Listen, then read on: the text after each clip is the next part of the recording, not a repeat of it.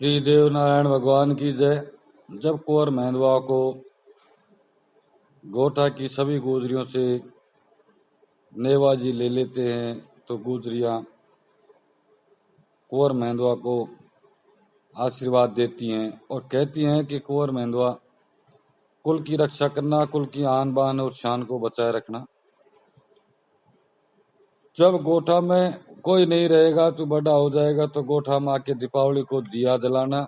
हर दीपावली को गोठा में दीपक जलना चाहिए और दीपावली को पुष्कर में जाकर सभी बुजुर्गों को, सभी परिवार वालों को, सभी बगड़ावतों को पानी देना। और तेरी वीरता हमेशा बनी रहे, बगड़ावतों जैसा ही तू वीर हो, बाका वीर रहना। कभी बगड़ावतों की बात खराब मत होने देना और बगड़ावतों जैसा ही बात का पक्का, जबान का पक्का बनना। इस तरह के आदेश सभी माताएं मेहंदू जी को देती हैं और मेहंदू जी को कहती हैं कि जिंदे रहेंगे तो फिर मिलेंगे और मर गए तो मिलेंगे भगवत के दरबार बैकुंठों में जाके मिलेंगे।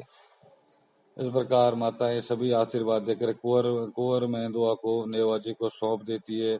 नेवाजी कुंवर को लेकर के बगड़ावतों के पास बजनोरा के चबूतरे पे आ जाते हैं, जहाँ सभी बगड़ावत भाई मौजूद थे। कुंवर मेहंदुआ को लेकर नेवाजी कहते हैं कि भाई अब क्या करना चाहिए। तो सभी भाई कहते हैं कि सबसे पहले तो गुरु जी से आशीर्वाद लेकर के आए, जो गुरु जी कहेंगे वही करेंगे। तो कुंवर मेंदवा को लेकर के सभी भाई गुरुजी रूपनाथ जी के धूनी पे चले जाते हैं। गुरुजी कुंवर मेंदवा को आशीर्वाद देते हैं कि कुंवर, कोई बात की चिंता नहीं करनी है नेवाजी, ये तुम्हारा जैसा ही वीर होगा और जिस दिन ये चौदारा भाला पकड़ेगा उस दिन अजमेर का राजा भी इसको देख करके शर्मा जाएगा और इसको किसी तरह की कोई दिक्कत नहीं आएगी। आप ऐसा करो, इसके साथ में जो आपके पास बचत में धन है वो भेजो, बिजोरी कांजरी के आदि अंग के जेवर भेजो, एक सेना भेजो, इसकी सुरक्षा के लिए 5 हाथी भेजो, 25 ऊंट भेजो और घोड़े भेजो और इसकी पूरे सेना का खर्चा भेजो। ये सब चीज आप ले जा करके बीसलदे को संभला के आओ और उसको कहना कि बगड़ावतों का एक बीज है, इसको बड़ा करना और संभाल के रखना। इस प्रकार गुरुजी जो है नेवाजी को सारी बात समझाते हैं और सभी भाई गुरुजी से आशीर्वाद लेकर के वापिस गोठा में आ जाते हैं। इधर गोठा में सारी गुजरियां मंगल गान करके और कुंवर मेहंदवा को विदा करती हैं। हाथी पे सवार होकर के नेवाजी घोड़ा और पैदल पलटन के साथ ऊंटों पे, हाथियों पे और रथों में सोना की मोहरें धन भर के और अजमेर के राजा बिसलदे के पास जाने के लिए रवाना होते हैं और कुछ देर बाद वो अजमेर पहुंच जाते हैं। अजमेर पहुंच के बिसलदे राजा से नेवाजी मिलते हैं भुजा पसार के। नेवाजी और बिसलदे पहले के दोस्त थे। बिसलदे पूछते, नेवाजी आज सेना लेकर कैसे आए, क्या बात होगी? तो बिसलदे पूछने पर नेवाजी कहते हैं कि भाई हमको तो अब बगड़ावतों को तो सबको युद्ध लड़ना पड़ेगा और इतनी भारी सेना है राणा की और इस युद्ध में हो सकता है हम मारे जाएं या हमारे रानी है जो जेड़ू जयमती है जो हम सबको बर्बाद करने के लिए आई है, सर्वनाश करने के लिए आई है। हमारे पास कोई और बच्चा है नहीं। हमारे बड़ी चिंता थी कि हमने बिजोरी कांजरी को, सभी भाइयों ने एक वादा किया हुआ था कि बिजोरी कांजरी जा, सारी दुनिया में घूम के आजा, नाच दिखा के आजा। अगर तेरे को कोई जेवर पहना देता है आधा अंग का तो हमारी कीर्ता गादी रुक जाना। और नहीं तो हमने उनको, उस बिजोरी कांजरी को आधा अंग का गहना पहना दिया था और आधा अंग का गहना हमारे पास रखा हुआ था। हमने बिजोरी कांजरी से वादा कर लिया था कि बिजोरी जब तेरे को कोई गहना नहीं पहनाए तो हमारे पास घूम के वापस आ जाना।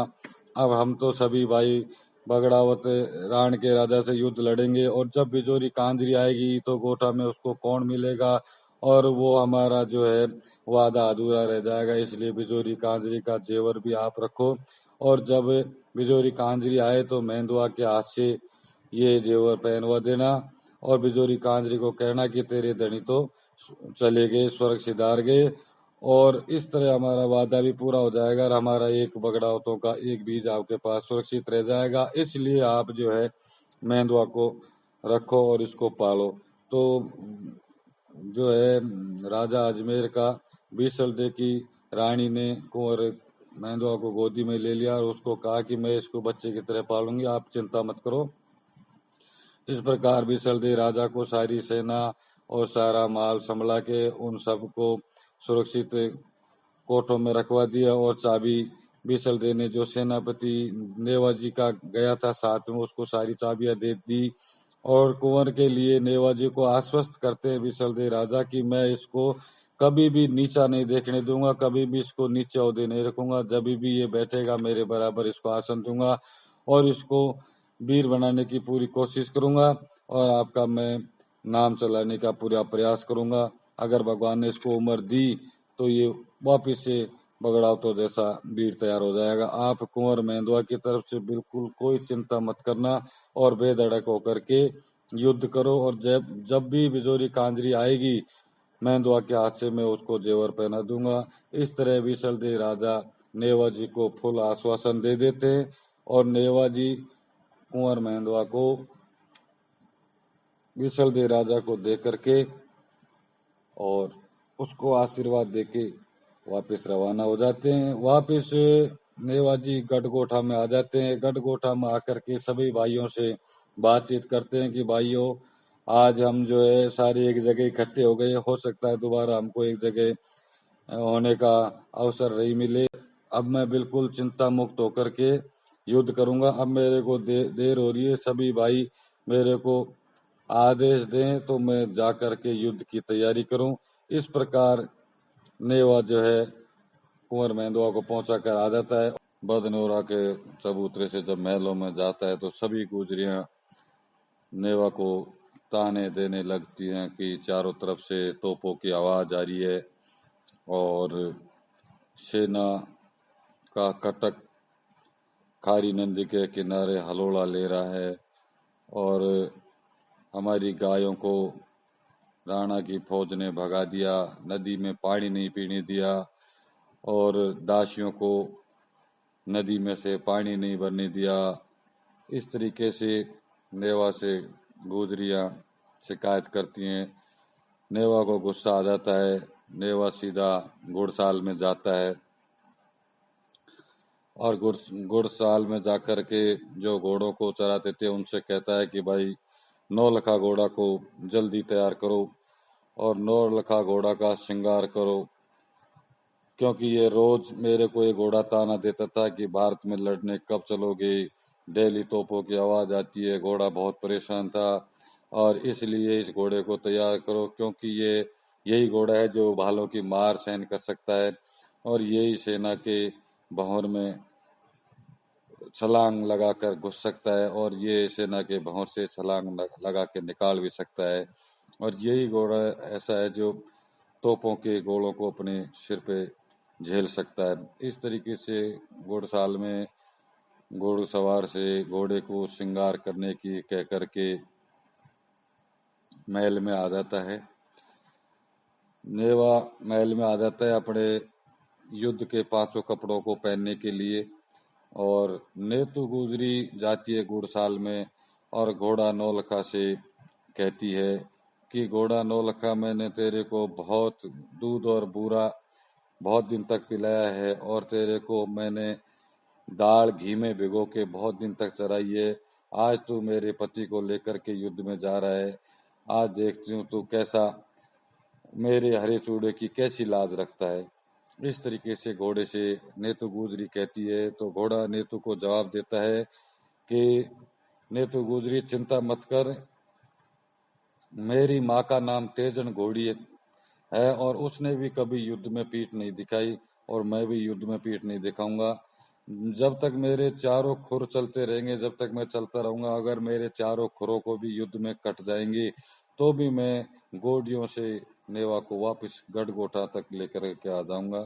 आप चिंता मत करो, हिरण की तरह छलांग लगाऊंगा, खूब बालों के वार शरीर पर सहन करूंगा और तोपों के गोलों को सिर पर झेलूंगा। इस तरह नेतु से घोड़ा कह करके नेतु को तसल्ली दिला देता है। नेतु महल में जाती है। इधर नेवा तिरछी पाग बांध करके और लंबा जरीब का कोट पहन करके, पांचों कपड़ों पहन के, पांचों हथियार लेकर के, चौदारा भाला हाथ में लेकर के, सोरठी तलवार कमर में लगा करके महल से नीचे उतरता है। जैसे ही महल से नीचे उतर करके आता है, नेतु गुजरी आरते की थाली लेकर के तैयार खड़ी थी और नौलखा घोड़ा भी तैयार खड़ा था। नेतु गुजरी नेवा का नेवा का तिलक करके आरती करती है और साधु माता नेवा को बोलना देती है कि मेरे लाल जी, मैंने आपको बहुत समझाया था, रानी को मत लेके आओ, जेली जयंती को मत लेके आओ। अब ये जेलू जयंती उस दिन आपको गुड़ से मीठी लग रही थी, आज ये जेलू जेलू जयंती नीम के पत्ते से भी कड़ी लगने लगी और ये बगड़ावतों का सर्वनाश करा के छोड़ेगी। इस तरीके से जेलू जयंती के बारे में साधु माता नेवा जी को कड़े वचन बोलती है और नेवा जी गुस्सा खा करके सूर्य देव को 7 बार नमस्कार करके घोड़ा नौलखा पर सवार हो जाते हैं और महल से निकलते ही बाहर सवाई भोज सभी भाइयों सहित खड़े थे। भाइयों से बाहर महलों से बाहर निकल के सभी भाइयों से गले मिलते हैं और कहते हैं कि भाइयों, जिंदा रहेंगे तो फिर मिलेंगे, नहीं तो मिलेंगे भगवत के दरबार स्वर्ग में जाके सभी भाई मिल जाएंगे। आपको चिंता करने की कोई जरूरत नहीं है। कोई भी भाई मन कच्चा नहीं करे। मैं अभी जाता हूँ और युद्ध में अभी कोहरा मचा देता हूँ और राणा को मालूम चल जाएगा कि नेवा आ गया और नेवा सारी सेना का सर्वनाश बहुत ही कम समय में, बहुत ही कम दिनों में कर दूंगा। आप चिंता मत करो और सभी भाई महल में सावधान होकर के रहो। इस तरह सवाई भोज से नेवा कहते हैं। फिर सवाई भोज कहते हैं, भाई नेवा, आपको लाख लाख शाबाश, किसी तरह की चिंता मत करना, तेरे दादा भाई और सभी बगड़ावत भाई तेरे साथ खड़े हैं युद्ध में और किसी बात की चिंता नहीं करते हुए राणा से जोरदार भारत लड़ना। कोई ये नहीं कह दे कि बगड़ावतों ने भारत में पीठ दिखा दी, पीठ दिखा के भाई पीछे मत आना। ऐसा सवाई भोज नेवा को समझाते हैं सभी भाइयों से मिलकर के और घोड़ा नौलखा के पे सवार होकर के नेवा जी वहां से चल देते हैं और वहां से रवाना होकर के नेवा जी पहुंचते हैं गुरु रूपनाथ जी की धूनी पे और गुरु रूपनाथ जी की धूनी पे पहुंच करके नेवा गुरु जी को दंडवत प्रणाम करते हैं और गुरु जी कहते हैं, हाँ भाई नेवा युद्ध लड़ने के लिए आ गया, लेकिन आज नेवा शुभ दिन नहीं है, इसलिए आज तो आपको वापस जाना पड़ेगा और सूर्य उदय होते ही कल सभी भाई अपनी अपनी सेना के सहित युद्ध में लड़ने के लिए तैयार होकर के कल सुबह सूर्य उदय होते ही मेरी धूनी पे आ जाना और फिर मैं आपको आशीर्वाद दूंगा। आप अकेले ही 6 महीने तक युद्ध लड़ोगे और आपको 6 महीने तक कोई नहीं हराएगा, ऐसा मैं तुमको सुबह आशीर्वाद दूंगा। लेकिन एक काम अभी बाकी रह गया नेवा, आप अभी वापिस जाइए और यहाँ से जाकर के गोरम वाले पहाड़ों पर जहाँ तेजा जी तप कर रहे हैं वहां जाकर के और जाते समय 5-7 ऊंट भर के सोने की मोहरें ले जाना। जहाँ तेजा की कुटिया है वहां उन मोहरों को गाड़ देना और शीशा गड़ा देना और शीशा गड़ा करके तेजा जी को बता देना कि यहाँ मोहर गड़ी हुई है और तेजा जी को साथ लेकर के वापस आ जाना। इस प्रकार गुरु जी के आदेश को सुनकर के नेवा वहां से रवाना होता है। नेवा गोठा में जाता है, गोठा से 5-7 ऊंट सोने की मोहरों का भरता है और तेजा जी के पास गोरम वाली पहाड़ियां जो आज राजसमंद जिला है, वहाँ ये गौरम वाली पहाड़ियाँ मौजूद हैं। वहाँ तेजाजी तपस्या किया करते थे। जब कोई दिक्कत आती थी तो तेजाजी को बुला लिया करते थे, नहीं तो तेजाजी ज्यादा तपस्या में लीन ही रहते थे। इस प्रकार तेजाजी के पास नेवाजी पहुंच जाते हैं और सारे बगड़ावतों के समाचार में पूरे युद्ध में तैयारी के समाचार नेवाजी तेजाजी को बताते हैं। और वहाँ जो वो मोहरे ले गए थे उनको गाड़ के उनके ऊपर शीशा पिघला के डाल के तेजाजी को बता के और तेजाजी को साथ ही लेकर के आ जाते हैं। शाम को रात हो जाती है। सारे बगड़ावत अपने अपने महलों में निवास करते हैं। सभी को रात को बता देते हैं नेवाजी की सभी भाइयों को सुबह युद्ध के लिए तैयार होकर के गुरुजी ने धूनी पे बुलाया है। सारी सेना तैयार होने के आदेश रात को ही दे देते हैं। इस प्रकार नेवा वापस गोठा में आ जाते हैं और गोठा में आकर के अपने महल में जाते हैं। तो महल में नेतू गुजरी मिलती है और नेतू गुजरी नेवा से कहती है कि कहाँ से लिया ये जेड़ू जयंती, इसने मेरा जीना हराम कर रखा है। ये सारे दिन मेरे से कड़ी बातें करती है, मेरा ये दिमाग खराब करके रखा है इस जेड़ू जयंती ने। और ये बार बार कहती है कि मैं देखती हूँ बगड़ाउत कैसे राणा से युद्ध करते हैं। राणा की सेना इतनी है, बगड़ाउतों को एक ही दिन में साफ कर देगी। ये पूरे दिन इस तरह की बातें करती है। और इस तरह नेवा और नेतू महल में बातचीत कर रहे हैं। नेतू जी नेवा जी से कहती है कि मेरे पेट में 6 महीने का गर्भ है। मेरे पति इतना युद्ध करना कि जब तक मेरे पेट में बच्चा हो जाए इतने दिन तक तुमको युद्ध करना पड़ेगा। और इस तरह नेवा और नेतू महलों में बातचीत करते हैं। जेली जयंती की बातों को सुनकर के नेवा जी को गुस्सा आता है। इस प्रकार बातें करते करते सुबह जल्दी सभी भाई तैयार होकर के अपनी सेना को लेकर के और महलों से बाहर आ जाते हैं। सभी महलों से बाहर आ जाते हैं। नेतू जी से नेवा जी कहते हैं और साडू जी से नेवा जी कहते हैं कि जेलू जयंती से बोल देना कि आज सुबह जाकर के महल के ऊपर बैठ जाए और नेवा कैसा युद्ध करता है ये तुमको पता लग जाएगा। इस तरीके से और आप भी सभी दौरानियां जिठानियां मिलकर के युद्ध देखना। इस प्रकार कह करके नेवा महल से उतर जाते हैं। सभी भाई पांचों कपड़े पहन करके पांचों हथियार लेकर के अपनी सेना को तैयार करके बाहर खड़े मिलते हैं। सारी गुजरियां सभी भाइयों का आरता करती हैं, तिलक लगाती हैं और सबको एक एक माला पहना करके युद्ध में विजय के लिए रवाना करती है। इस प्रकार सारी सेना तैयार होकर के रणजीत नगाड़ा बजता है।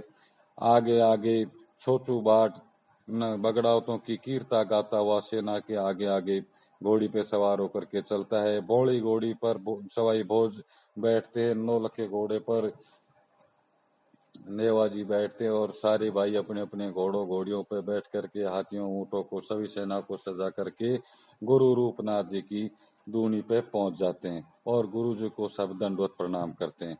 जय देव नारायण भगवान की।